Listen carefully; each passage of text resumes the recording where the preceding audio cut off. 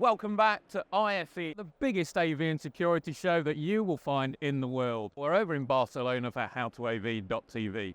There are some people at this show it's really hard to get hold of, but I guarantee you that the busiest man at this show is Mr. Mike Blackman, MD of Integrated Systems Europe. Mike, thank you for joining us. I know that you need to be everywhere, all over this show. Sometimes you think, oh, I want to be popular. Then sometimes think, actually, I'd rather be incognito and have some time for myself. But I love this show. I'm really proud of what we've achieved as a team.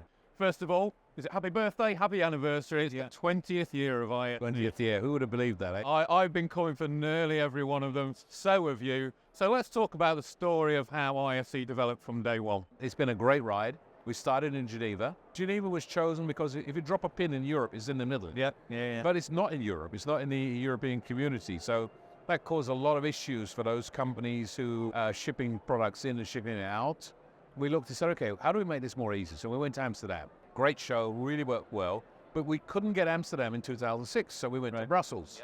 And but during that time, we were able to secure Amsterdam for 2007. So we went back there, we stayed there, and we were happy there. The problem was that we outgrew it. It became too small, not enough hotel rooms, all this sort of stuff. So we looked for a new home. And after doing RFPs around to all the venues that were large enough and cities that would work, we finally ended up with Barcelona. And then that disaster happened that closed down our business. We managed to fight through and do something small. The industry wanted us to try and create something just as a placeholder. 22, we came back. It was a good show. It wasn't the numbers we had before, but it was a great show. 23 was, we're back. We really achieved it. We didn't hit our records, but we had a huge audience. And everyone said, ISE is back. What we're seeing now in 2024, we're running at the moment 25% ahead of where we were last year. Our show floor is 30% larger and 15% larger than our best show in Amsterdam in 2019. So we're looking at all-time records on every parameter.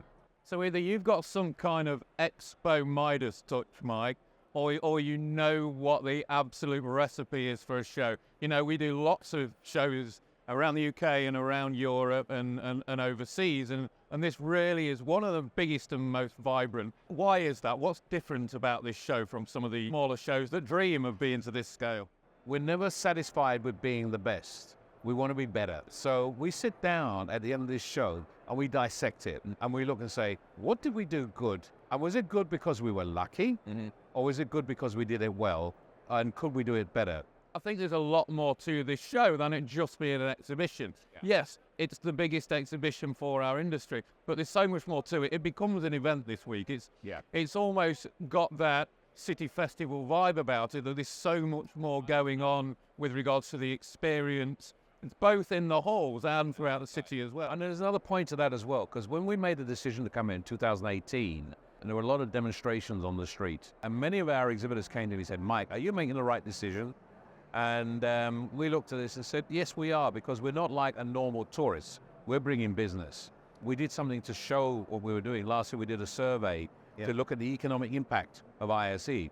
And the survey showed that ISE contributes something like over 386 million euros in the time of the show to this city. So we said, okay, what do we do to keep the citizens on our side? What can we do to say, we want you to benefit from it? So we started doing activities outside with the production mapping. We sponsored a Young Lighting Festival.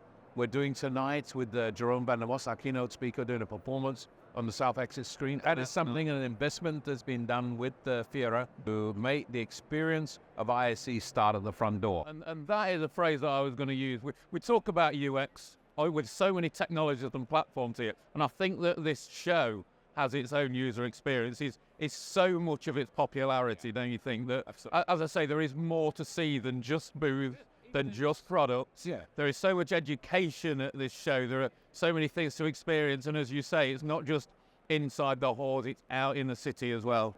This is part of it as well. We know there are people like you who are looking for a home to actually do what you do for us at the show. 2 years ago, our marketing team said, let's create a place for all those journalists who don't have a space, all those bloggers, all those TV crews, so they can actually have permanent places to actually interview and do things like this. So we invest in this. This hall is all about content. You see the America's team yacht just down here. We see the TV studios with TV3 Catalonia doing a live broadcast, Media Pro doing live broadcasts, lots of content creation and features. We have the theaters in here. These are all big investments on our side to add to the attendee experience. And what we're able to do, of course, is for those who can't attend, is show them. Is show the rest of the world as well, which is brilliant. Now, we've talked about all of those innovations, and certainly ISE does not stand still, which is why it keeps growing. There are always new innovations. Do you know what's coming next? What is the next 5 years, the next 10 years of events going to look like, Mike? If you asked me 5 years ago what's it going to be like today, I couldn't tell you. Yeah. All I can tell you is we look every year, we talk to the community, we talk to the exhibitors, and we ask them what's cool. We want people to come in here and have a wow effect. We want them to actually say, wow, I didn't know about that, or I didn't see that, and go away and say, I really had a great experience of being ISE. I learned something new, or I saw something new, or I increased my business because of this. And they go away and say, I have to go back next year. You know, we're looking, we're talking, and we're lucky that we have a good relationship with the industry through our associations as well, and we're looking always for the next thing. What I love about this industry is it's constantly evolving. There's always something new. I mean, look at it, flexible LED, AI, which has been there for so long, but becoming more intrinsic in the business. It's what keeps me excited. There is always a new trend, and I was going to talk to you about that. Of course, AI has been spoken about over and over again, and is it just a buzzword? Is it the future of all of the technologies involved? What have you seen as trends this year? And I know we've already spoken about your ability to actually get out on the floor itself. It's a challenge in itself, Mike, but are there trends this year, do you think? Our trend this year is actually using AI for creativity and art. So in sponsoring, you know, having Jerome van der Most, having Sophia Crespo at the weekend, and she's our keynote tomorrow, having digital artists, and I'm a fan of digital art. Yeah. I'm a fan of showing how technology creates experiences and art. These are some of the things we're doing, some of the trends of this year's show. The other thing we've seen developing over the last 3 years is virtual studios. It's changing the whole face of broadcast. We had our keynote yesterday with Charmine Obaid-Kinoy. She's going to be the next Star Wars director. And when we look at things like The Mandalorian, which was done with virtual sets, we see how that's going to be developing. We look at the booths of both TV Catalonia and Media Pro, and they're using virtual sets. I think that as we see better, 16K coming, that's going to improve even more, because how you can be more creative will be really good.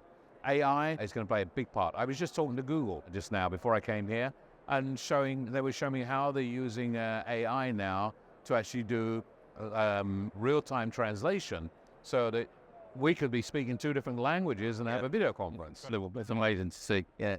So, Mike, again, happy 20th anniversary. Congratulations on the story so far. If you get the chance, make sure that you make it over to Barcelona for ISE. It is an incredible show. Join us again soon at HowToAV.tv.